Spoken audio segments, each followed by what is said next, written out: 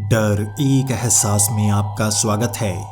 इस चैनल पर आपको सुनने को मिलती हैं डरावनी और सच्ची भूतिया कहानियाँ। अगर आपको ऐसी ही वीडियोस देखना पसंद है तो हमारे इस चैनल को सब्सक्राइब करना ना भूलें। तो अब बढ़ते हैं आज की कहानी की ओर।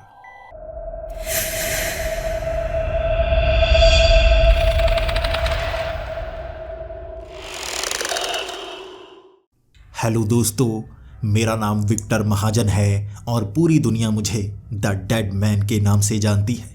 मैं इसे वरदान नहीं बल्कि एक शाप समझता हूँ जो मुझे शैतान से मिला है। शैतान के उन इरादों को मैंने रोक दिया, लेकिन उसके कुछ गुलाम हमारी इस दुनिया में आ चुके हैं। 1 साल तक मैं ढूंढता रहा, मुझे शैतान के गुलाम अपनी इस दुनिया में नहीं मिले। लेकिन 1 साल बाद कोई ऐसा हमारे सामने आया जिसे देखकर मुझे लग रहा था कि ये हमारी दुनिया को ख़त्म कर सकता है। ये शैतान का ही गुलाम था जो नर्क से आया था और उसका पीछा करते करते हम अपने समय से ही बाहर निकल आए। उस आईने में जाना एक गलती थी और हम 230 ईस्वी में पहुंच गए। हमें कई सैनिकों ने पकड़कर एक जेल में डाल दिया था। ये गुफा में एक जेल बनाई गई थी जहां पर डरावने डरावने राक्षस, कई पिशाच, कई अजीब जानवर रखे गए थे और मेरी साथी संध्या जो आधी पिशाच बन चुकी थी और वो पूरी पिशाच बनने से पहले खुद को बचाना चाहती थी। लेकिन यहाँ के लोग भी इन पिशाचों से तंग आ चुके थे और इन्हें ख़त्म करना चाहते थे। मेरी किताब ने मुझे इतना ही बताया था और इसके बाद उस जेल में बैठा मैं सोच रहा था यहाँ से बाहर निकलने की कोशिश करूँ तो करूँ कैसे। उन सलाखों को काटा नहीं जा सकता था। जैसे सिर्फ लोहे की सलाखें नहीं थी, वो उसमें किसी और धातु का मिश्रण किया गया था। ना तो संध्या अपने उस तेज नाखूनों से उन सलाखों को काट पा रही थी, ना मैं अपनी शक्ति से उन सलाखों का कुछ बिगाड़ पा रहा था। मैंने ज़मीन फाड़कर वो नर्क की आग निकाली थी और उन सलाखों को पिघलाने की कोशिश की थी। वो सलाखें पिघल नहीं रही थी। तब मैं भी हैरान था, आखिर ऐसी कौन सी धातु होती है जो नर्क की आग से भी नहीं पिघलती। मेरी समझ से सब कुछ बाहर था और यहाँ सवाल जवाब किया नहीं जा सकता था। आसपास कई जानवर उन सलाखों के अंदर थे, उन जेल के कमरों के अंदर थे और कई में पिशाच थे जो हमारी तरफ देखकर इस तरह ललचा रहे थे जैसे उन्हें खून की प्यास लगी हो। वो हमारा खून चूसना चाहते थे, लेकिन हम सब यहाँ पर कैदी थे।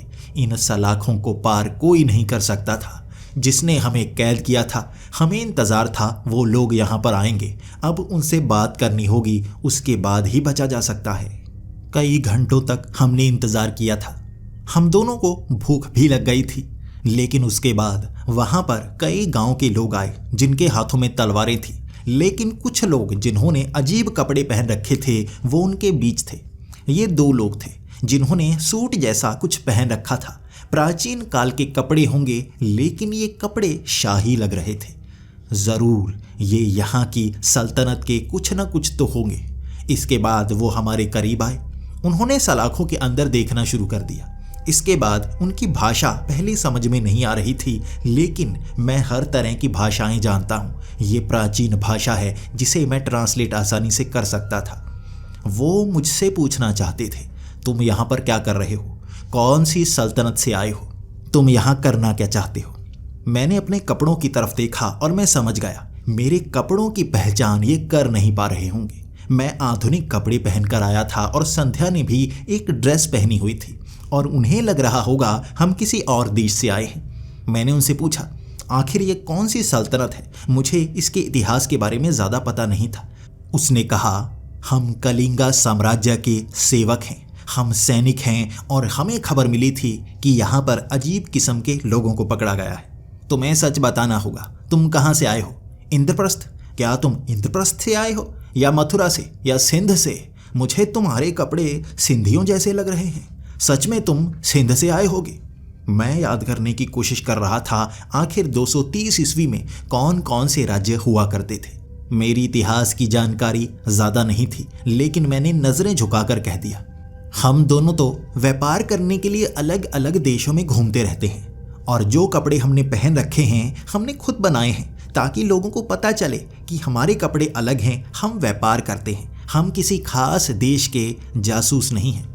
अब वो भी सोच में पड़ गए थे और संध्या मेरी तरफ देख रही थी, आखिर मैं ये झूठ क्यों बोल रहा हूँ। इसके बाद मैं संध्या की तरफ इशारा करके कह रहा था, मेरी हाँ में हाँ मिलाती जाओ, और वो भी हाँ मिलाने लगी। मेरे हाथ पर धूप डाली गई थी ये पता करने के लिए क्या मैं पिशाच हूँ या नहीं। मैं पिशाच नहीं था, इसके बाद उन्हें मुझ पर यकीन होने लगा। अब हमारा सलाखों से बाहर निकलने का समय आ गया था। हमें सलाखों से बाहर निकाला गया, लेकिन अब मुझे डर था, वो धूप संध्या को मार सकती थी। इसलिए मैंने कहा, संध्या काले चोले में रहेगी। हमारे व्यापारियों की बीवियां इसी तरह चोले के अंदर रहती हैं। उनके शरीर का कोई भी अंग धूप में नहीं पड़ना चाहिए ताकि वो काली ना हो जाए, इसीलिए उसे पूरी तरह ढककर बाहर निकालना होगा। माफ़ कीजिए, आप इस तरह से हमारे घर की औरतों के साथ गलत नहीं कर सकते। उन्होंने वहाँ पर कपड़े दिए, जिस कारण संध्या को पूरी तरह से ढका जा चुका था। मेरी तरकीब काम कर गई और हम दोनों उस गुफा से बाहर आ गए थे। ये गुफा पहाड़ी के काफ़ी ऊपर बनी थी और उस पहाड़ी से नीचे उतरते वक्त जंगल भी नज़र आ रहे थे और कई बड़ी इमारतें भी नज़र आ रही थीं। पुराने ज़माने की ये इमारतें थीं, उनके डिज़ाइन भी पुराने से दिख रहे थे, लेकिन भव्य लग रही थी। दूर बना छोटा सा किला भी दिख रहा था और एक तरफ वो पिशाच का किला भी था। मुझे अब जानकारी उस पिशाच के किले की जाननी थी, क्योंकि तभी मैं समझ पाऊंगा आखिर पिशाच इस समय में आकर करना क्या चाहता है। इसके बाद मैं उन शाही सेवकों से बात कर रहा था। वो मुझसे पूछ रहे थे मैं व्यापार किसका करता हूँ। मैंने कह दिया, मसाले, जड़ी बूटियाँ। मैं ऐसे ऐसे वैद वाली जड़ी बूटियों का इस्तेमाल करता हूँ जो किसी भी तरह की बीमारी को ठीक कर सकते हैं। वो मुझसे खुश थे और राजमहल में ले जाना चाहते थे। वो देखना चाहते थे मैं क्या क्या कर सकता हूँ, और जादूगरी मुझे भी आती है। ज़मीन को फाड़ सकता हूँ, नर्क की आग दिखा सकता हूँ। इससे शायद वो इम्प्रेस हो जाएं। इसके बाद हम दोनों उस किले की तरफ बढ़ना शुरू हो गए। ये वो बड़ा शाही किला नहीं था। सबसे पहले हमें उस किले में ले जाया गया जहाँ पर इस छोटी सी जगह का मंत्री रहा करता था। उस मंत्री को इम्प्रेस करना है, उसके बाद कलिंगा के साम्राज्य में पहुंचने का मौका मिलेगा और राजा को सच बताने पर शायद हमें कुछ फ़ायदा हो जाए। लेकिन उस किताब से बात करते करते मैं ये भी जान गया था, हम कोई भी ऐसी चीज़ नहीं कर सकते जिससे इतिहास बदल जाए, क्योंकि इतिहास बदला तो हम अपने आप अपने समय में पहुंच जाएंगे। इतिहास खुद को बदलने से रोकता है और वो ऐसी घटनाएं करवाता है जिससे इतिहास जैसा चला दोबारा वैसे ही चले, हम छेड़छाड़ ना कर पाएं। इसलिए कोई भी बड़ी घटना नहीं करनी है, किसी को मारना नहीं है। कोई खास आदमी अगर हमारे हाथों मर गया, पूरा इतिहास बदल सकता है और हम ऐसा कर नहीं पाएंगे। खुद ब खुद अपने समय में घिसट कर पहुंच जाएंगे और वो पिशाच अपना काम कर लेगा। अब हमें उस किले में ले जाया गया। महल की तरह सजा रखा था वो किला और वहाँ पर कई लोग थे। वहाँ पर छोटी छोटी दुकानें भी सजी हुई थी, पुराने ज़माने की वो दुकानें जिसमें मिट्टी के बर्तन रखे हुए थे, कुछ चमकदार बर्तन, जबकि कई जगह पर चांदी की चमकती हुई चीज़ें भी टंगी हुई दिखी। लेकिन कुछ हथियार जो इतिहास में हमें देखने तक को नहीं मिलते, वो हथियार भी वहाँ पर बेचे जा रहे थे। कुछ के डिज़ाइन ऐसे थे मैं समझ नहीं पा रहा था उसे चलाया कैसे जाएगा। जो भी उसे चलाएगा वो तो खुद मारा जाएगा। मैं सवाल भी नहीं कर सकता था और जैसे ही मैं उस महल के अंदर पहुंचा, मेरी बात मंत्री से होनी शुरू हो गई।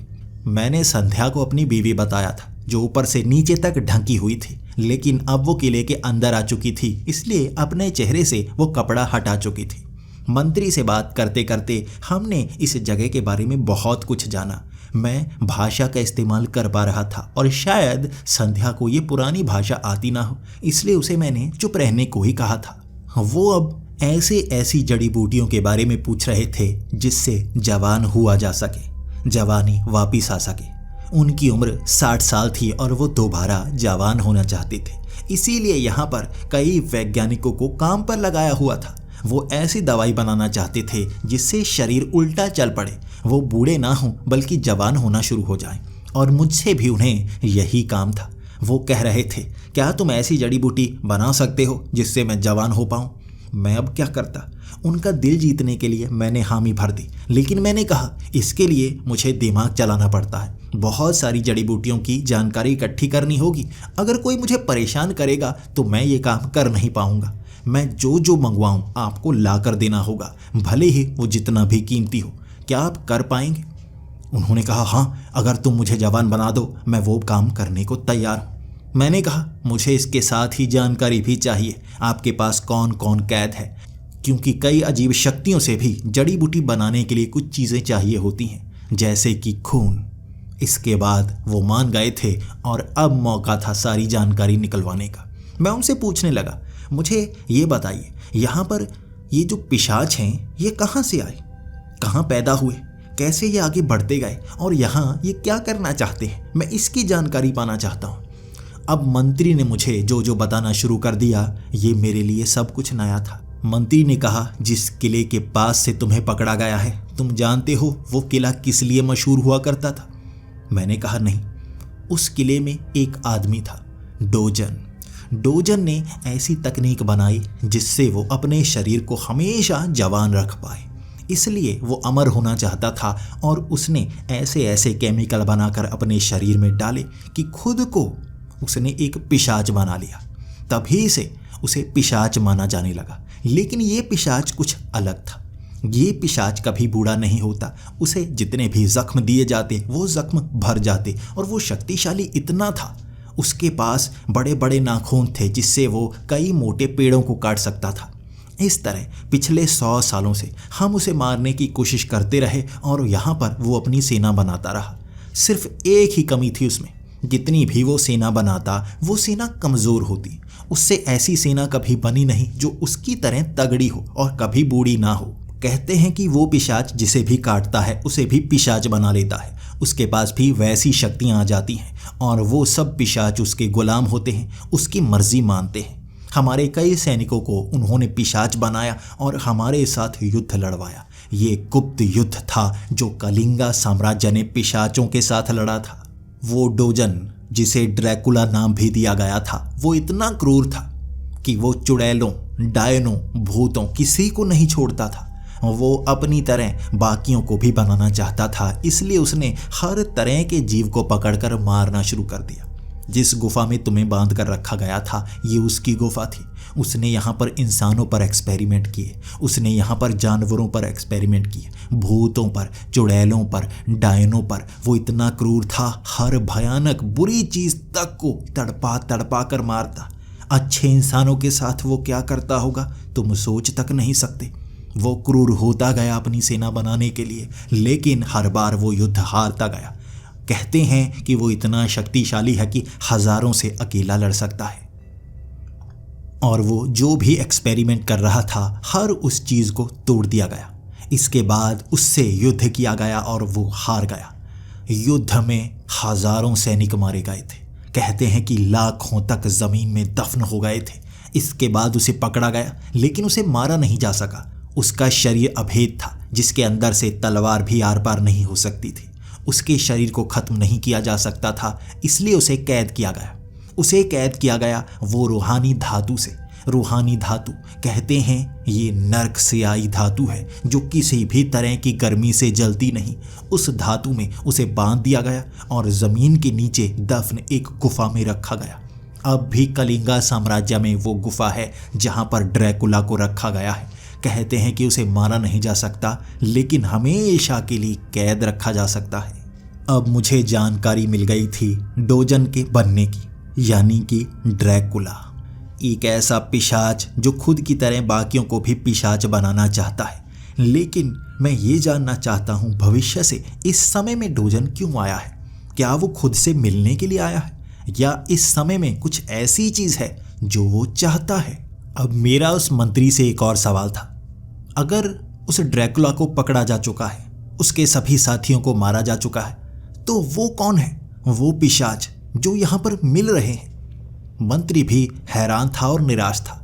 पता नहीं कैसे उस ड्रैकुला को पकड़े बहुत समय हो गया है। कई साल पहले उसे पकड़ा गया था और ज़मीन में दफनाया गया था, लेकिन उसके बाद से 1 साल हो गया है, दोबारा से जैसे पिशाच बन रहे हैं, जैसे कोई और है जो पिशाचों को बना रहा है और यहाँ पर पिशाच छिप रहे हैं, वो युद्ध नहीं कर रहे। जब भी उनसे कोई लड़ने के लिए जाता है वो भागने की कोशिश करते हैं, वो भागकर छिप जाते हैं। कुछ को पकड़ा जाता है, कुछ को मारा जाता है, लेकिन वो जैसे कुछ और करना चाहते हैं। तब मेरी आंखें चमक गई थी।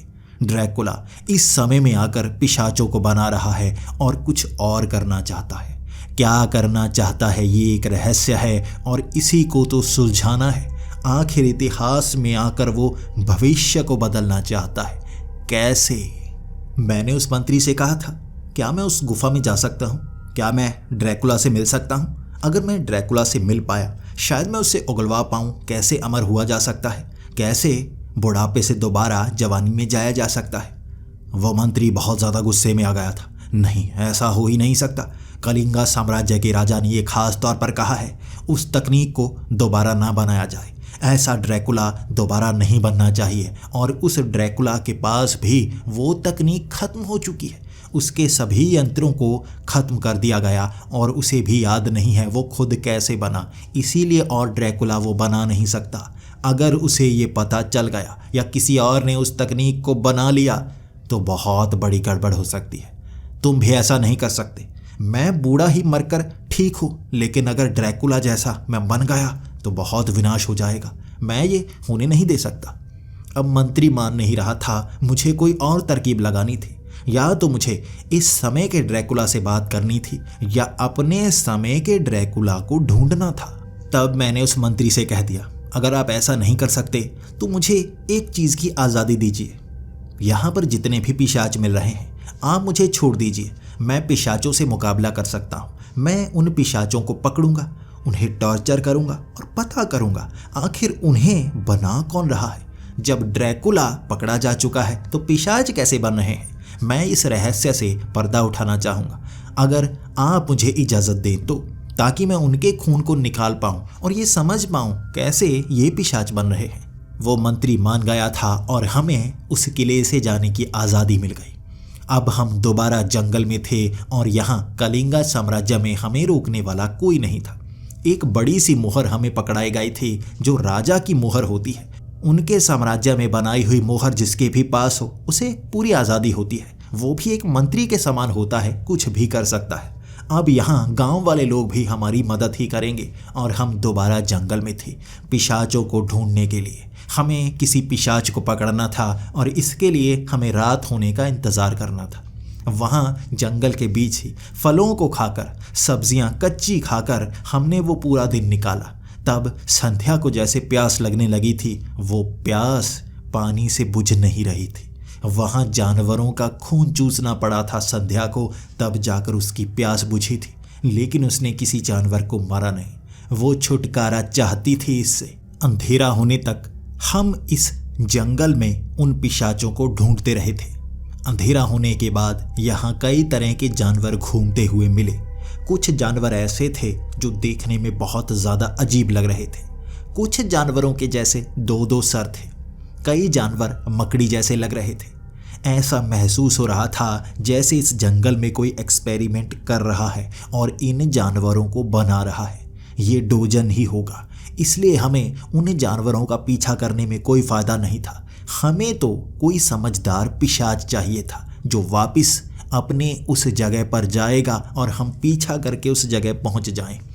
आसमान में उड़ते हुए दो पिशाच देखे थे और उनका पीछा हम कर नहीं सकते थे। इसके बाद जंगल में घूमता हुआ हमें एक बूढ़ा आदमी मिला। वो पिशाच ही था, ये साफ हो गया। वो बूढ़ा ज़रूर था लेकिन सामान उठा पा रहा था भारी भारी भारी लकड़ियाँ कंधों पर रखकर वो कहीं जा रहा था और उसकी टांगें बार बार लड़खड़ा जाती। उसके पाँव में ज़ख्म होते लेकिन कुछ ही देर में वो ज़ख्म भर जाते। आमतौर पर पिशाच जवान हो जाते हैं लेकिन वो बूढ़ा ही था। हम उसका पीछा करने लगे और एक जगह पहुंचकर वो नदी को पार करना चाहता था, लेकिन वो लकड़ी का गट्ठा काफ़ी ज़्यादा बड़ा था, इसलिए उसे लकड़ी उस नदी पर ही बिछानी पड़ी। अब नदी काफ़ी गहरी भी थी और चौड़ी भी थी। संध्या उस नदी को छलांग लगाकर पार कर सकती थी लेकिन मैं नहीं। लेकिन उस नदी को पार करने में एक और परेशानी सामने आ गई थी। उस नदी के पार कई पिशाच खड़े थे जैसे वो सुरक्षा कर रहे हों। अब हमें ये तो पता चल गया था नदी के पार वो वाला इलाका है जहाँ पर पिशाचों की संख्या ज़्यादा है, यानी कि वो इस जगह की सुरक्षा कर रहे हैं। कुछ तो खास होगा उस नदी के पार। हमें अब आगे जाकर उस नदी को पार करना था। एक जगह छोटा सा बरगद के पेड़ का पुल बना हुआ था। जड़ों को लपेटकर नदी के ऊपर पुल सा बनाया हुआ था जिसे आसानी से पार किया जा सकता था अगर उसके बिल्कुल बीच में वो पिशाच ना खड़ा होता। हम किसी को शक भी होने नहीं दे सकते। मैं शक्तियों का इस्तेमाल तो कर सकता हूँ लेकिन ज़मीन पर, पुल पर नहीं, इसलिए मुश्किल हो रही थी। क्या उससे मुकाबला करना चाहिए? क्या हमें पुल पार करना चाहिए? ये हम दोनों ने डिसीज़न बनाया कि उसे भटकाना होगा। सबसे पहले तो संध्या एक कोने में खड़ी हो गई और उसके बाद वो पेड़ के आगे आकर उसे बहकाने की कोशिश करने लगी। वो उसे देखकर भागने लगी और उस पिशाच को भी शक हुआ, आखिर लड़की उसे देखकर भाग क्यों रही है, कहीं उसे कुछ पता तो नहीं लगाया। हमारा प्लान काम कर गया और वो पिशाच संध्या के पीछे भागने लगा और मेरे लिए वो पुल पार करना आसान हो गया। मैं आसानी से पुल पार करके दूसरी तरफ गया और इंतज़ार करने लगा अब संध्या कब आएगी। संध्या काफ़ी दूर से भागी आ रही थी और जल्दी से उसने पुल पार किया और हम एक पेड़ के पीछे छिप गए। कुछ समय बाद वहाँ पर पिशाच आया और वो इधर उधर देखता रहा। वो सोच रहा था वो लड़की कहाँ गायब हो गई, आखिर वो करने क्या आई थी।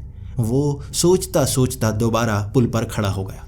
अब हम नदी के इस पार थे। यहाँ पिशाचों की संख्या काफ़ी ज़्यादा थी और हमें किसी एक पिशाच को पकड़ना था जो अपने अड्डे पर हमें लेकर जाता।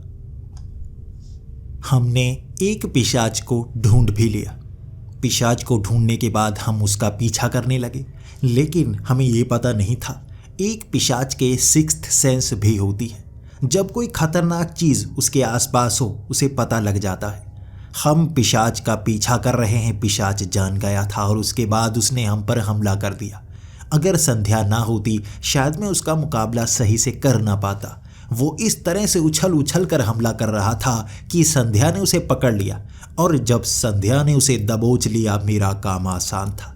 उसके सर पर हाथ रखना, इससे पहले कि वो चीख कर और पिशाचों को बुलाए, उसे मैंने ज़मीन में गाड़ दिया, नर्क की आग में दफन कर दिया। अब हमारे पास और मौका था, किसी और पिशाच को पकड़ना होगा, लेकिन परेशानी फिर से वही। पिशाच को पता चल जाएगा हम उसका पीछा कर रहे हैं, आखिर पिशाच को पता भी ना चले और हम उसके अड्डे तक भी पहुंच जाएं। हमें कोई ऐसा प्लान बनाना होगा।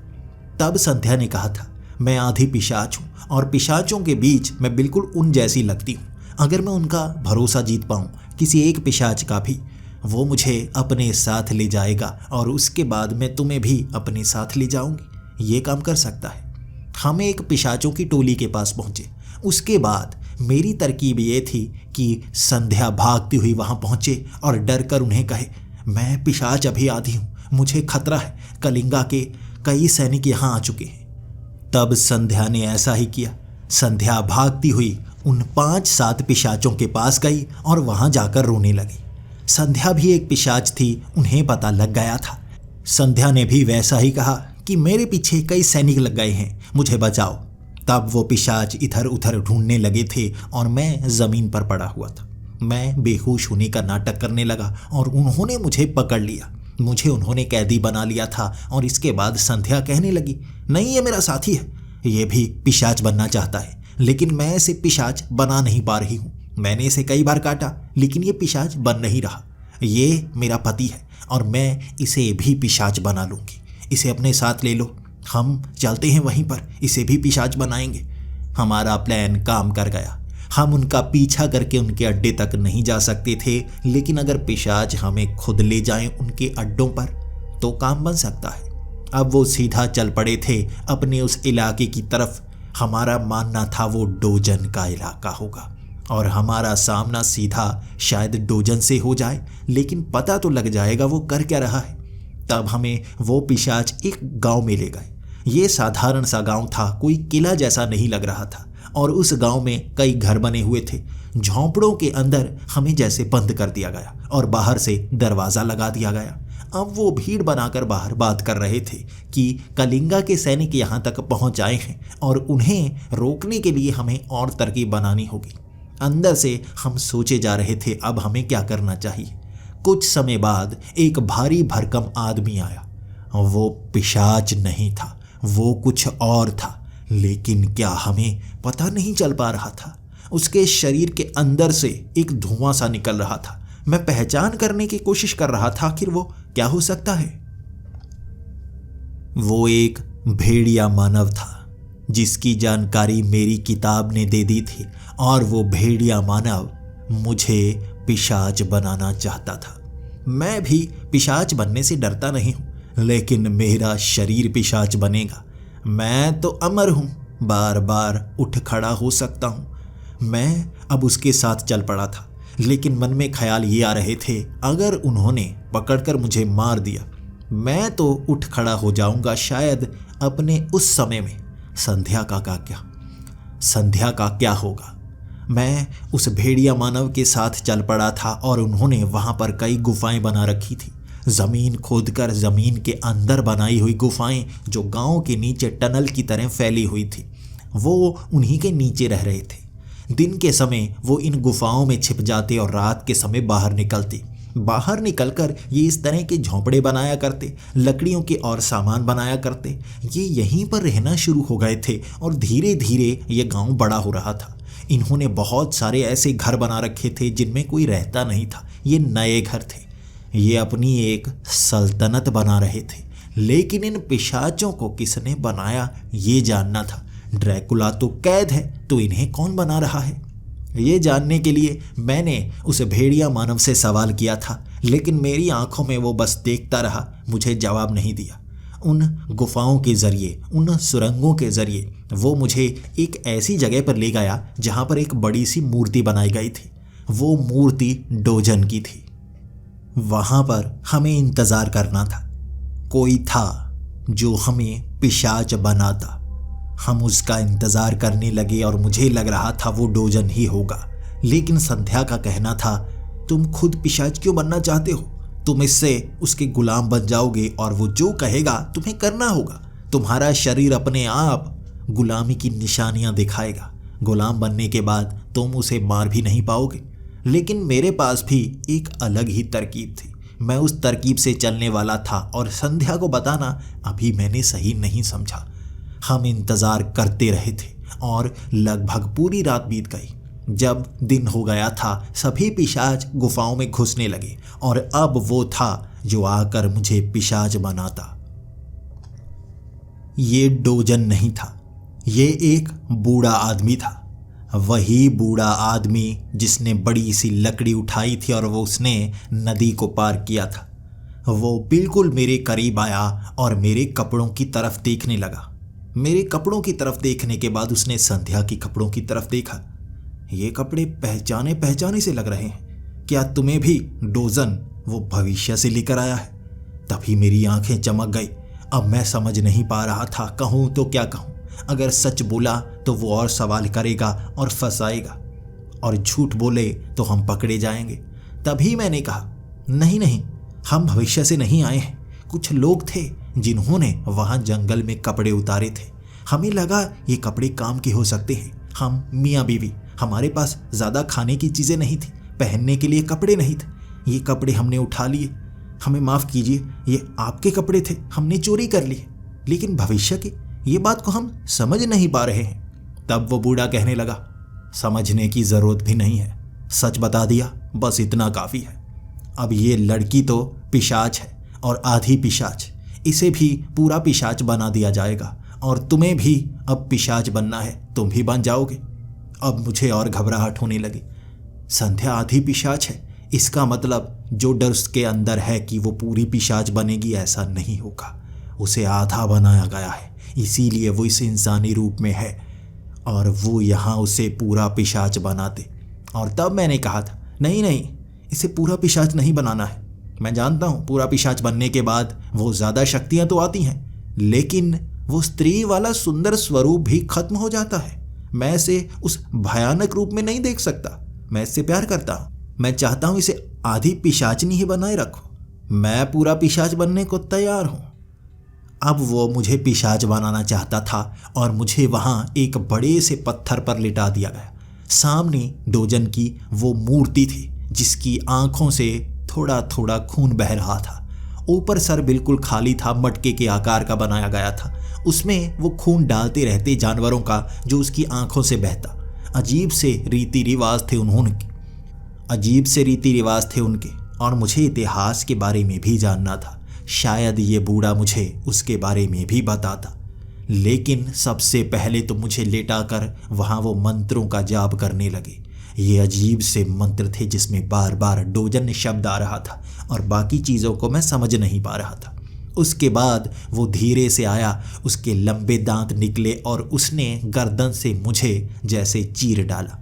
मेरी गर्दन में दांत गड़ाए और उसके बाद वो खून चूस नहीं रहा था। दांतों से जैसे कोई चीज़ थी जो मेरे शरीर में धंसाई उसने और दांत निकालते ही कहा, तुम अब पिशाच बन गए हो।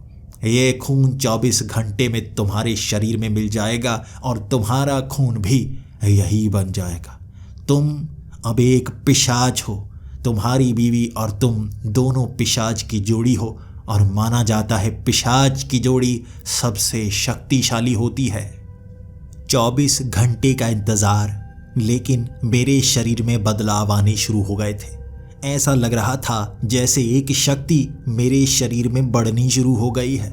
मैं और शक्तिशाली होना शुरू हो गया था। मैं पत्थरों को हिला पा रहा था और संध्या भी खुश थी कि अब मेरे पास एक और शक्ति आ गई। मैं पहले से ही नर्क की उस शक्ति के साथ था और अब नई शक्ति। अब उस गुफाओं से बाहर निकलने का समय था। लेकिन उन्होंने कहा था, क्योंकि तुम एक पिशाच बन चुके हो इसलिए तुम धूप में नहीं जा सकते, तुम्हें अंधेरे में ही रहना होगा। और उसके बाद पूरा दिन हम वहीं पर रहे। जैसे ही रात हुई हम गुफाओं से बाहर आ गए और तब तक मेरा शरीर तगड़ा हो चुका था। मैं पिशाचों से लड़ सकता था, लेकिन इतने ज़्यादा पिशाचों से नहीं। चुपचाप मैं उस बूढ़े की बात मानने लगा। एक गांव से हमें दूसरे गांव जाना था, वो बड़ा गांव जहां से ये आर्मी तैयार हो रही है, और वहीं जाकर सब कुछ पता चल पाता। हम उस बूढ़े के साथ चलने लगे थे। वो अकेला था। वहाँ जगह जगह उन पिशाचों ने चौकियाँ बनाई हुई थी। वहाँ 50 से 60 पिशाच होते और वो एक जगह को घेरे हुए होते। बस जो करना था इसी रास्ते में करना था। अगर हम उस बड़े गांव तक पहुँचे और डोजन ने मुझे देख लिया, वो सब कुछ जान जाएगा। वो हमारे समय का है, इस कपड़ों को देख पहचान जाएगा, क्योंकि वो खुद लेकर आ रहा है हमारे समय से सबसे खतरनाक लोगों को। और अगर किसी ऐसे हमारे समय के पिशाच से मुकाबला हुआ तो भी पकड़े जाएंगे। अब उस बूढ़े से बातें उगलवाने का समय था। जैसे जैसे हम उस जंगल में आगे बढ़ते गए उस बड़े गांव की तरफ, मैं उससे सवाल करता गया। कुछ सवाल थे जिसका जवाब वो दे नहीं रहा था, बाकी सवालों के जवाब वो देता रहा। डोजन के सवाल जब भी आते वो जवाब नहीं देता, लेकिन मैं घुमाकर सवाल करने लगा था। आखिर हमारी इतनी बड़ी सेना हो गई है, हम पूरी दुनिया को जीत सकते हैं, हम हमला क्यों नहीं करते उन कलिंगा वालों पर? वो पूरा साम्राज्य जीता जा सकता है। तब हमें बताया गया था कि जीता तो जा सकता है, लेकिन वो काम हमारा नहीं है। हमारा काम किसी एक को मारना है। मैंने कहा, एक को मारना? इतनी बड़ी सेना किसी एक को मारने के लिए तैयार की जा रही है, क्यों? तो मुझे चुप करवा दिया गया, लेकिन मैं बार बार पूछता रहा। जब किसी को बार बार इरिटेट किया जाए तो जवाब तो देना पड़ता है।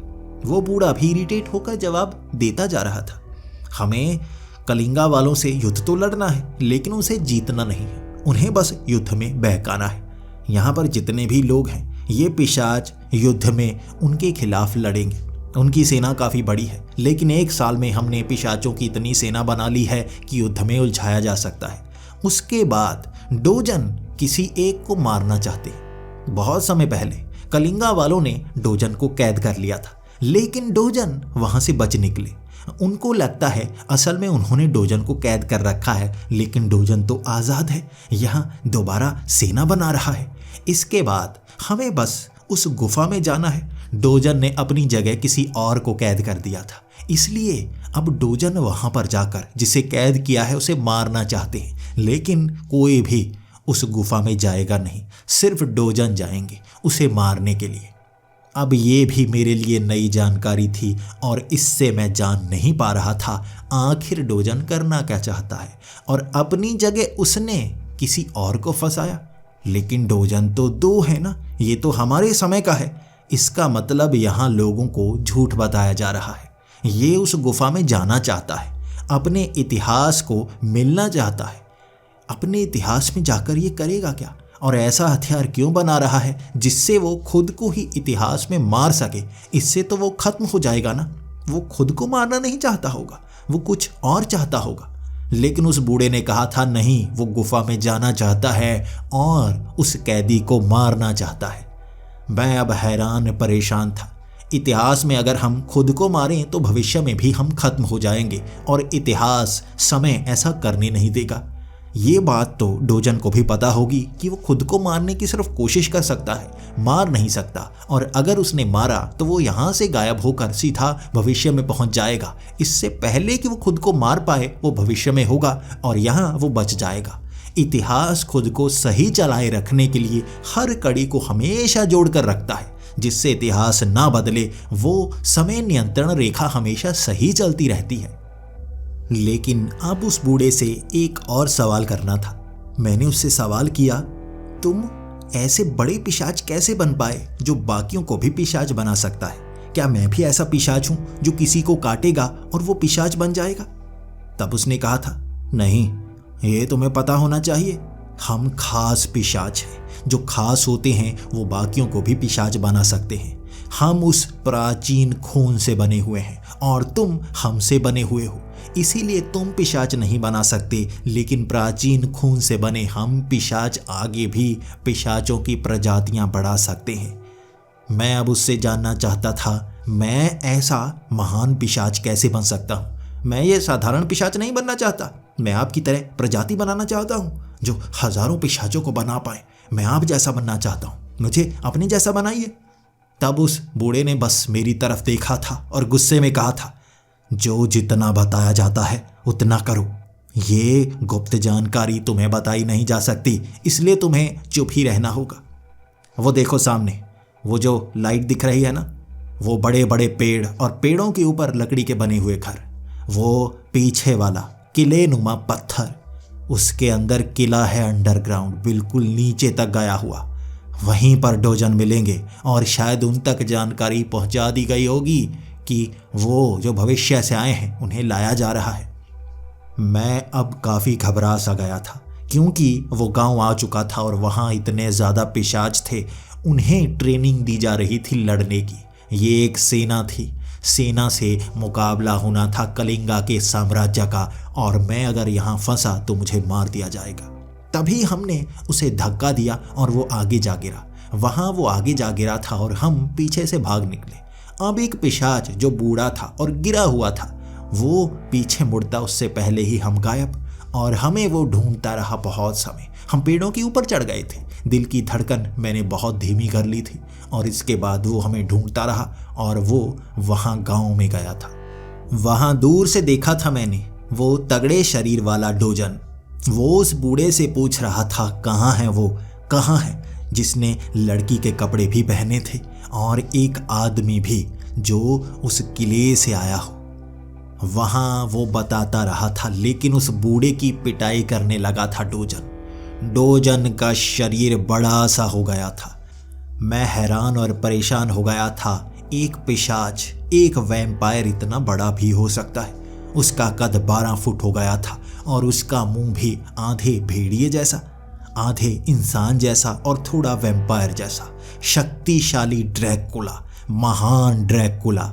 उसने उस बूढ़े के शरीर के परखच्चे उड़ा दिए थे और कटे फटे शरीर को बाकी पिशाचों ने एक तरफ लाकर फेंक दिया था। मैं वहाँ उस बूढ़े के पास जा सकता था क्योंकि वो यहाँ गंदगी में ही उसे फेंक गए थे। वो अब ठीक नहीं हो रहा था।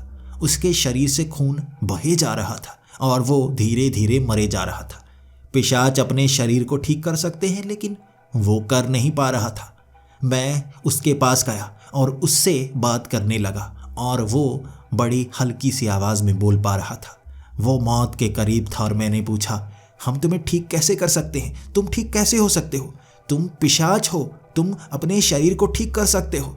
तो उसने कहा था, हम कर तो सकते हैं हर जख्म को, लेकिन ड्रैकुला में एक शक्ति है, उसके वार के बाद हमारा शरीर ठीक नहीं होता।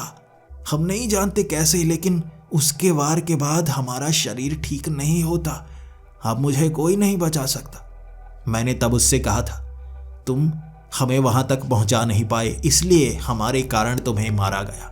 हमारे सवालों का जवाब दे दो। मैं उसे रोकना चाहता हूं। वो ड्रैकुला पूरी दुनिया को बर्बाद कर सकता है। वो शैतान की मदद करने वाला है हमारी दुनिया को बर्बाद करने में। मैं तुम्हें बता नहीं सकता, तुम समझ नहीं पाओगे। मैं कहीं बहुत दूर से आया हूं, बहुत ज्यादा दूर से।